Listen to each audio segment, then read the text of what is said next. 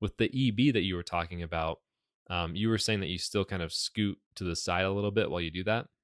Yeah, so when I jump, my legs, like, kinda jump to the side because I feel like I'm not really sure if the rope is coming directly under my feet, and I don't wanna miss it, so I kinda jump and move both of my legs to the side a little bit just to make sure that I'm getting it. hmm That's super common. And I think to offer some advice that I think might help you and help other people listening is that with the EB, when there's a hand in front and there's a hand in back, there's two pieces of it. There's a swing that happens, and then you go into the actual EB placement. So it's actually two jumps.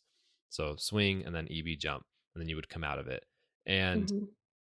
a lot of people want to drive that EB with their front arm. They want to use their front arm to move the rope to make everything happen.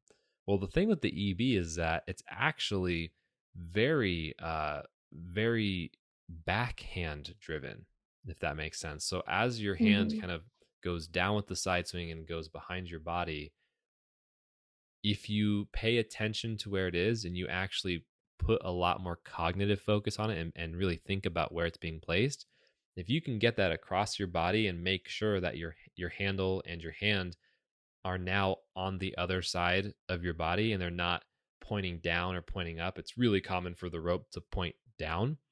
And when it does that, it then shrinks the space of where the edge of the jump rope is, if that makes sense, which sounds like that might be happening because if the edge of the rope shrinks and becomes closer to your body is going to automatically adjust by, I got to get out of the way.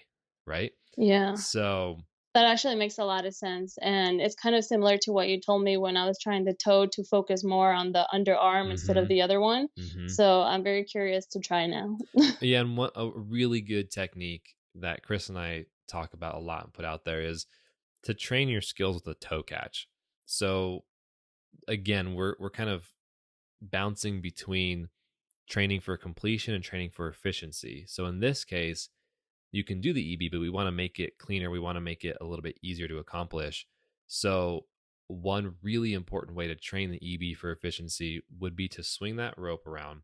And then as it comes around, you can stop jumping and lift your toes up and then catch the rope in a toe catch in the EB placement. And what'll happen is you'll then see, where is the contact point of the rope? Is it next to your body? Is it underneath your toes? Is one foot missing?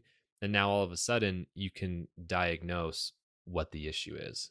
And you get like a nice little freeze frame in time rather than doing the EB, filming it, looking back in it, trying to guess what's going on because there's Definitely. so much movement. And I think one of the best things to look at is if your left hand, do you do your EB on the left or the right side? On the left, so my left hand hmm is behind me. Cool. So when your left hand goes behind, if you're doing the toe catch and your right foot is not catching the rope, which would be the foot that's closest to where your left hand is, because now your left hand is switching Mhm. sides. If Right. it's not catching, that means most likely that left hand that's in the back is not in the correct placement.